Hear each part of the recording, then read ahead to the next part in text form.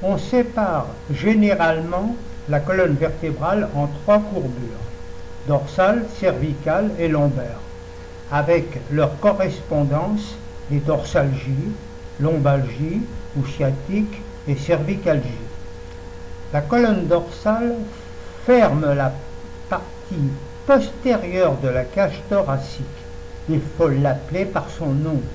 La colonne thoracique, elle fonctionne avec le thorax.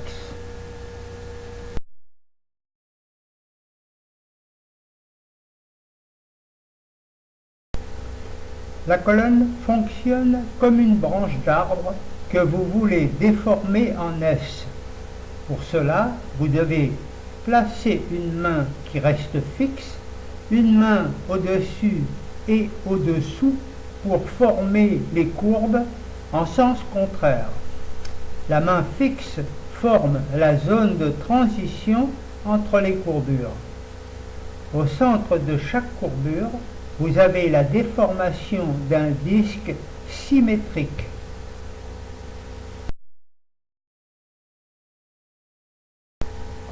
Je représente ici chaque courbure entre les zones de transition en deux couleurs différentes, à partir de leur centre, car elles sont liées à la verticale et ont des orientations différentes.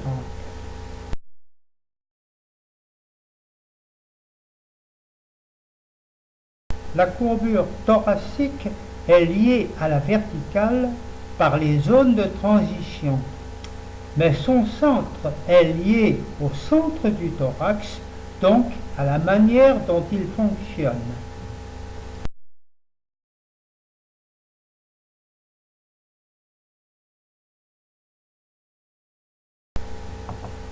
Cela permet de donner un chiffre à la vertèbre placée au centre de chaque courbure, car on connaît leur nombre.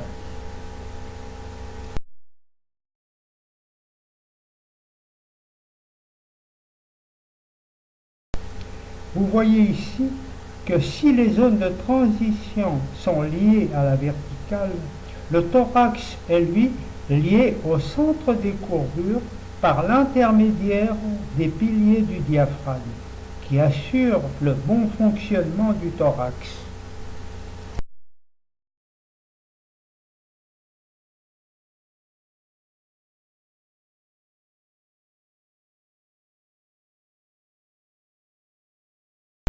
Regardez ici la disparition progressive de la courbure lombaire mangée par la courbure dorsale, ce qui vous donne un dos rond. Et maintenant, ici, la disparition progressive de la courbure dorsale mangée par la courbure lombaire, ce qui vous donne un dos plat.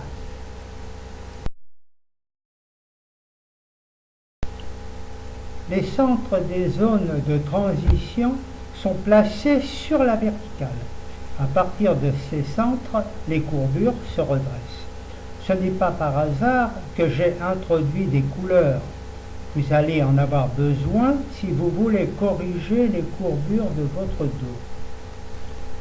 En effet, regardez ce qui se passe avec un centre de transition normal à gauche et anormal à droite.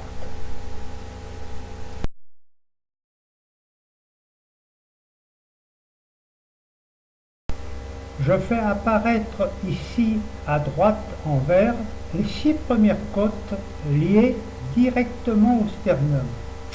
Elles sont liées à la forme de la moitié supérieure de la colonne thoracique. Vous voyez ici la première acquisition à réaliser, un redressement d'orientation contraire entre vertèbres cervicales et vertèbres thoraciques. Évidemment, vous ne le ferez pas. Votre objectif, c'est seulement de rendre le centre de la zone de transition fixe. Vous ne pourrez plus faire n'importe quoi. Et vous devez pouvoir réaliser la même chose entre la courbure lombaire et la courbure thoracique basse, autour du centre de la zone de transition. Imaginez que vous puissiez contrôler sur la verticale ces 4 points représentant les zones de transition. Alors vous pouvez tout faire à condition de contrôler la respiration. Si on représente le thorax à 2 couleurs, on voit ici une ouverture uniforme du thorax dans les 3 dimensions.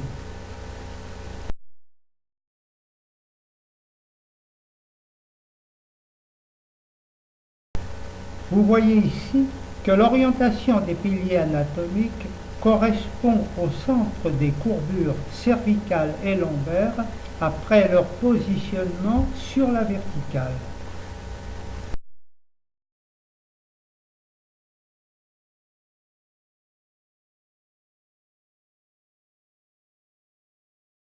On peut représenter le diaphragme avec l'orientation de ses digitations vers l'avant, qui ne correspond pas à l'orientation des piliers anatomiques, ce qui ne change rien à la verticale, car les intercostaux et les abdominaux sont à double orientation croisée. On voit ici que le bassin forme avec la courbure lombaire une 6e vertèbre lombaire, ayant une forme très différente du fait de ses relations avec l'articulation du fémur en bas et le thorax en haut.